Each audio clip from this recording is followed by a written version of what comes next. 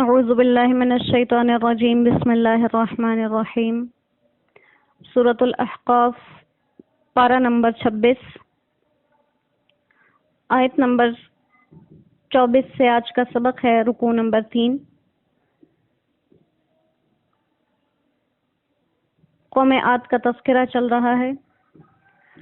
فلما رأوہ، پھر جب دیکھا اس کو، عارضاً سامنے سے آتا ہوا، مستقبل اودیتہم، ان کی وادیوں کی جانب، قالوا، تو کہنے لگے، ھذا عارض، یہ ابر ہے، ممطرنا، جو ہم پر برسے گا، بل نہیں، ہوا ما استعجلتم بہ، یہ وہ چیز ہے جس کے تم جلدی کرتے تھے، ریح، یہ وہ ہوا ہے، فیہا عذاب علیم، جس میں عذاب ہے دردناک، تدمر کل شیء، وہ اکھاڑ پھینکے گی ہر چیز کو، بامر ربہا، اپنے رب کے حکم سے، فاصبحوا، پھر کل کو ایسے رہ گئے، لا یری الا مساکنہم، کہ سوائے ان کے گھروں کے کچھ نظر نہیں آتا تھا، کذالک نجزی القوم المجرمین، ایسے ہی ہم گناہگاروں کو سزا دیتے ہیں، وَلَقَدْ مَكَّنَّاهُمْ، اور ہم نے ان کو قدرت دی تھی، فیما ام مکناکم فیہ، کہ تمہیں ان چیزوں میں قدرت نہیں دی، وجعلنا لهم سمعا وابصارا وافئدہ، اور ہم نے ان کو کان، آنکھ اور دل دیے تھے، فما اغنى عنہم سمعہم، پھر کام نہ آئے ان کے کان، ولا ابصارہم، نہ ان کی آنکھیں، ولا افئدتہم، نہ ان کے دل، من شیء، کسی چیز میں، اذ کانوا یجہدون، اس لیے کہ وہ انکار کرتے تھے، بآیات اللہ، اللہ کی آیتوں کا، وحاق بہم، اور الٹ پڑی ان پر، ما کانوا بہ یستہزئون، جس بات سے وہ مذاق کرتے تھے۔ صدق اللہ العظیم۔ سورہ احقاف کا ابتدائی مضمون ہی جیسے قیامت پر ایمان لانے کے سلسلے میں تھا، اور قیامت پر انکار کرنا وہ اصل میں اللہ سبحانہ و تعالی کی ذات کا ہی انکار ہے۔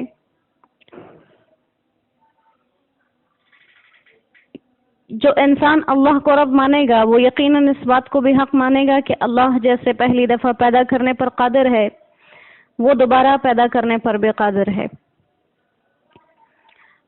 اسی سلسلے میں اللہ کی بات ماننے والے، آپ صلی اللہ علیہ وسلم کے پہنچائے ہوئے پیغامات پر عمل کرنے والوں کا بھی تذکرہ ہوا، نہ ماننے والوں کا بھی تذکرہ ہوا، ماننے والوں کا ٹھکانہ کیا ہے اور نہ ماننے والوں کا ٹھکانہ کیا ہے، دونوں ٹھکانے بھی ذکر کیے گئے۔ اب آپ صلی اللہ علیہ وسلم کو ایک طرح کی تسلی دی جا رہی ہے کہ جو کچھ آپ کے ساتھ ہو رہا ہے یہ کوئی نیا نہیں، کیونکہ جیسے آپ پہلے نبی نہیں، ایسے ہی یہ پیش آنے والے حالات بھی پہلی دفعہ نہیں۔ جب کبھی جہاں کہیں کسی نبی نے نبوت کا دعویٰ کیا، اس کی قوم نے آگے سے ان کے ساتھ یہی سلوک روا رکھا ہے۔ قوم عاد کا تذکرہ ہے، جب ہود علیہ السلام نے ان کو اللہ سے ڈرایا اور کہا کہ میں تمہیں اس بڑے دن کے عذاب سے ڈراتا ہوں، تو وہ کہنے لگے کہ وہ عذاب لے آؤ جس کا تم ہم سے وعدہ کرتے ہو۔ ہود علیہ السلام فرمانے لگے کہ مجھے اتنا تو علم ہے کہ وہ آئے گی قیامت، کب آئے گی اس کا علم صرف اللہ کے پاس ہے۔ تو اللہ سبحانہ و تعالیٰ نے ان سے کہا کہ تم ایک ایسی جاہل قوم ہو، ایک تو اللہ کو مانتے نہیں، دوسرا اس سے عذاب بھی طلب کرتے ہو،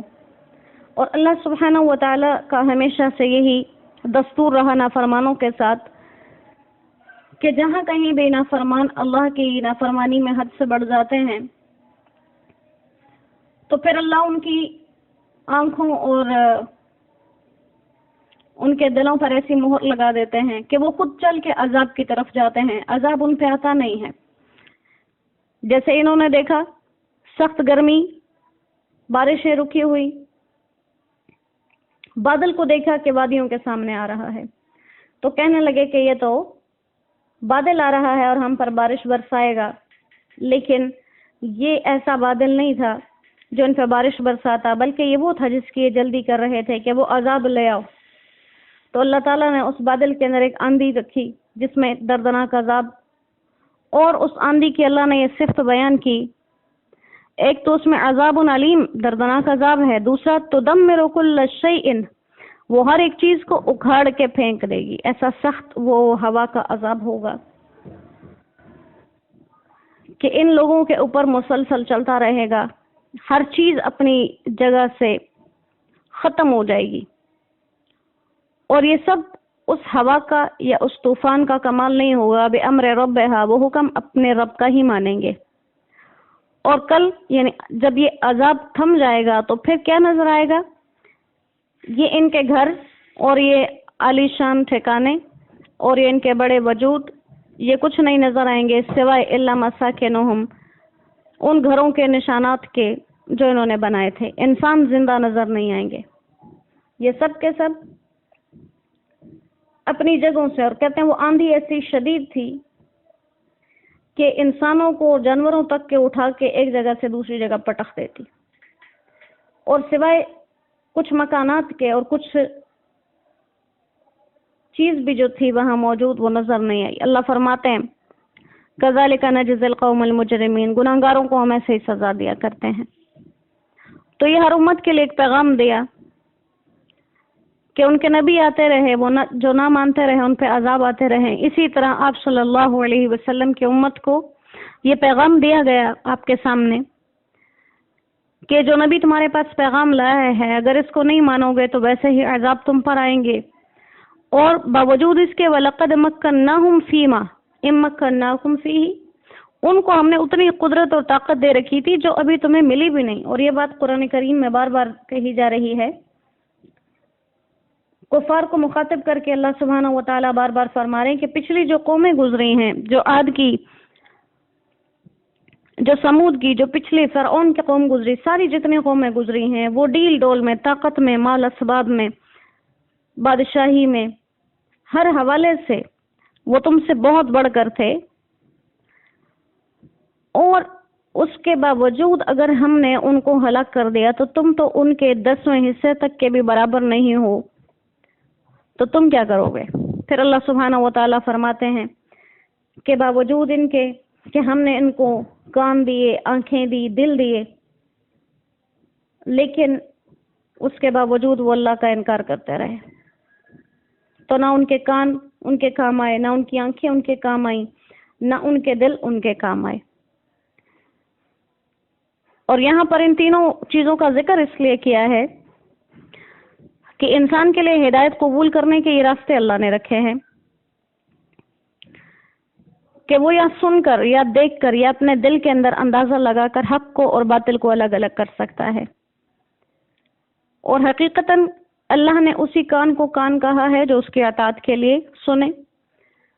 اور سن کر عمل کرے، یا وہ آنکھ جو آگے پیچھے کے نظارے اور منظر دیکھ کر، انجام دیکھ کر اور اللہ کو پہچان لے، یا اپنے دل کے اندر سوچے اور حق اور باطل کا فیصلہ کرے۔ ورنہ جو لوگ اپنی آنکھ، کان اور دل سے یہ کام نہ لیں، وہ نقشے ضرور ہیں لیکن وہ حقیقتاً میں آنکھیں اور کان نہیں ہیں۔ جیسے موجودہ دنیا میں بھی جتنے کافر ہیں، اب ایسا نہیں ہے کہ ان کی آنکھیں نہیں ہیں یا ان کے کان نہیں ہیں، ان کی آنکھیں، ان کے کان بھی ہیں، ان کی سماعتیں تیز بھی ہیں، ان کی بصارتیں بھی تیز ہیں، ان کے دل بھی بالکل صحیح کام کرتے ہیں، لیکن وہ اللہ کے نزدیک نہ آنکھیں ہیں نہ کان ہیں۔ جیسے قرآن کریم میں دوسری جگہ کہا کہ ان شر الدواب، یہ تو جانوروں جیسے ہیں، اور فرمایا بل ہم اضل، اس سے بھی گئے گزرے ہیں۔ تو اللہ نے فرمایا کہ باوجود آنکھ کان رکھنے کے، دل رکھنے کے، جب پہچانے نہیں اللہ کی قدرتوں کے، یوں سمجھو ان کے پاس کچھ بھی نہیں تھا، کیونکہ اذ کانوا یجحدون بآیات اللہ، اللہ کے نشانیوں کو دیکھتے رہے، اللہ کے نشانیوں کو سنتے رہے، اپنے دل میں غور و فکر کرتے رہے، لیکن اپنے کفر پر ڈٹے رہے۔ تو انہوں نے ایسا کیا، پھر اللہ سبحانہ و تعالی نے بازی پلٹ دی، وحاق بہم ما كانوا به يستهزئون، جس بات سے مذاق کرتے تھے، عذاب کب آئے گا، عذاب کب آئے گا، عذاب آ گیا اور یہ پکڑے گئے۔ تو ایسے ہی کفار کو خطاب ہے جب وہ نہیں بچے اللہ کی پکڑ سے، اللہ کی نافرمانی کی، اللہ نے پکڑ لیا، تو تم بھی جب انہی اسباب کو اختیار کرو گے تم بھی پکڑے جاؤ گے، تم بھی اللہ کی پکڑ سے بچ نہیں سکتے۔ اور یہ وہ سبق ہے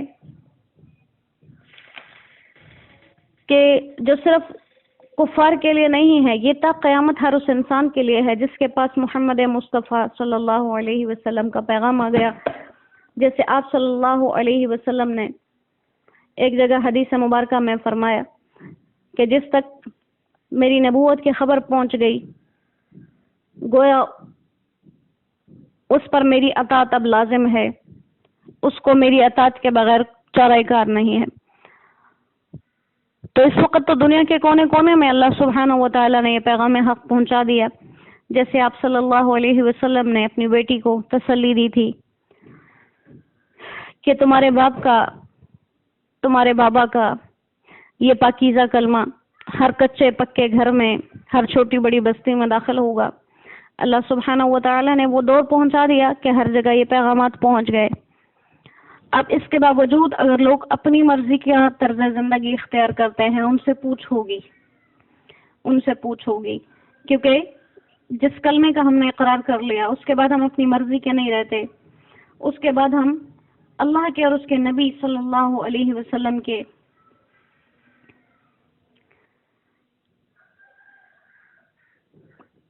کلمے کو ماننے والے پھر اسی طرز پر زندگی گزارتے ہیں جس طرز کی زندگی اللہ کا تقاضا ہے۔ اللہ کریم ان تقاضوں پہ ہمیں پورا اترنے والا بنائے، اور جن باتوں سے، جن کاموں سے، جن اعمال سے عذاب آتے ہیں، اللہ ان سے ہماری حفاظت فرما کر ہمیں دنیا اور آخرت کی سرخرویاں عطا فرمائے، اور ہم جو اپنے آپ کو آپ صلی اللہ علیہ وسلم کے امتی کہتے ہیں، اللہ یہ اعزاز ہمیں دنیا اور آخرت میں حقیقتاً نصیب بھی فرمائے رکھیں۔ کلام پاک کے ساتھ اللہ تا قیامت ہمیں جوڑ کے رکھیں، اور یہی طالب علمی کی زندگی ہمیں نصیب ہو، اور طالب علموں کی وفات ہمیں نصیب ہو۔ وآخر دعوانا ان الحمد للہ رب العالمین۔ السلام علیکم ورحمۃ اللہ وبرکاتہ۔